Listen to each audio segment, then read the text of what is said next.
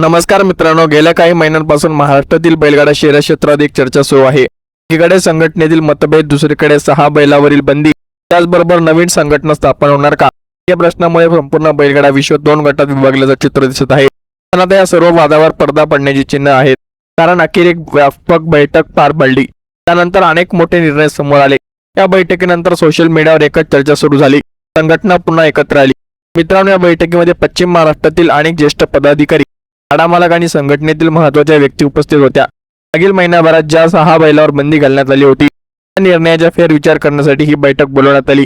यामागचं कारण म्हणजे उदयनराजे भोसले यांच्या उपस्थित झालेल्या एका चर्चेनंतर संघटनेने स्वतःला 1 महिन्याचा वेळ दिला होता। त्या कालावधीत सर्व बाजू ऐकून योग्य निर्णय घेण्याचं आश्वासन देण्यात आलं होतं आणि अखेर तो दिवस आला। बैठकीनंतर जाहीर करण्यात आलेली की 20 तारखेनंतर या 6 बैलांना पुन्हा धावण्याची परवानगी दिली जाणार, म्हणजेच 1 महिन्याची प्रतीक्षा संपल्यानंतर त्या बैलावरील बंदी हटवली जाणार आहे। या निर्णयामुळे एका व्यक्तीने घेतलेला नसून सर्व पदाधिकाऱ्यांनी एका मताने घेतल्याचं स्पष्ट करण्यात आलं। त्यामुळे अनेक बैलगाडा मालकांमध्ये आनंदाचं वातावरण निर्माण झालं आहे। याहून महत्त्वाची गोष्ट म्हणजे संघटनेने स्पष्ट केले की भविष्यात कोणताही निर्णय वैयक्तिक पातळीवर घेतला जाणार नाही। अध्यक्ष, सचिव किंवा इतर पदाधिकारी, प्रत्येक निर्णय हा सर्व सदस्यांच्या चर्चेनंतरच घेतला जाईल। ही घोषणा अनेकांसाठी दिलासा ठरली, कारण गेल्या अनेक दिवसांच्या निर्णय प्रक्रियेवर अनेक प्रश्न उपस्थित केले जात होते। मात्र इथं आणखी एक मोठा बदल झाला।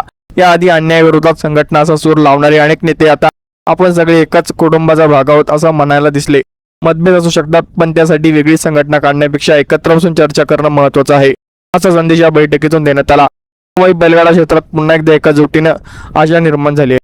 या घडामोडीनंतर सोशल मीडियावर हजारो प्रतिक्रिया आल्या। अनेकांनी नाना, धनाजी तात्या, शेवाळे आबा आणि राहुल भाई पाटील यांच्या भूमिकेचं कौतुक केलं। काहींनी लिहिलं, झुकते दुनिया झुकाने वाला चाहिए, तर काहींनी म्हटलं राहुल पाटील यांच्या एका मुलाखतीमुळे सगळे पुन्हा एकत्र आले। अनेकांनी संघटनेचं स्वागत करत पुढे कोणताही वाद नकोत, फक्त बैलगाडा शर्यती मोठ्या व्हाव्यात अशी अपेक्षा व्यक्त केली। दुसरीकडे काही बैलगाडा प्रेमींनी अजूनही काही प्रश्न उपस्थित केले आहेत। त्यांचं म्हणणं आहे की फक्त या 6 बैलांचा प्रश्न नाही, तर अहिल्यानगर, संभाजीनगर, बीड आणि इतर जिल्ह्यातील बैलाबाबतही स्पष्ट निर्णय व्हायला हवा। काहींनी सर्व जिल्ह्यावरील बंदी हटवण्याची मागणी केली, तर काहींनी नियम सर्वांसाठी समान असावेत अशी भूमिका घेतल्यामुळे 20 तारखेनंतर होणाऱ्या पुढील बैठकीकडे सर्वांचे लक्ष लागले आहे। या बैठकीत आणखी एक महत्त्वाची घोषणा करण्यात आली। 19 तारखेला होणाऱ्या मोठ्या बैठकीसाठी सर्व बैलगाडा मालक, चालक, शेतकरी आणि बैलगाडा प्रेमींना उपस्थित राहण्याचं आवाहन करण्यात आलं, कारण ही बैठक केवळ एका बैलापुरती मर्यादित नाही, तर भविष्यातील संघटनेचं नियम, धोरण आणि निर्णय प्रक्रिया यावरही चर्चा होणार आहे। म्हणजेच बैलगाडा शर्यतीचं भवितव्य ठरवणारी बैठक ठरवण्याची शक्यता आहे। मित्रांनो, बैलगाडा शर्यती केवळ स्पर्धा नाही, तर तो महाराष्ट्र संस्कृतीचा आणि शेतकऱ्याच्या अभिमानाचा भाग आहे। त्यामुळे मतभेद असले तरी संवादातून सोडवणं गरजेचं आहे। आजच्या बैठकीतून एक सकारात्मक संदेश नक्की मिळाला। संघर्षापेक्षा एकजूट महत्त्वाची असते। सर्व पदाधिकारी आणि गाडा मालक एकत्र राहील तर भविष्यातील बैलगाडा शर्यत आणखी मोठ्या आणि भव्य स्वरूपात पाहायला मिळू शकतात।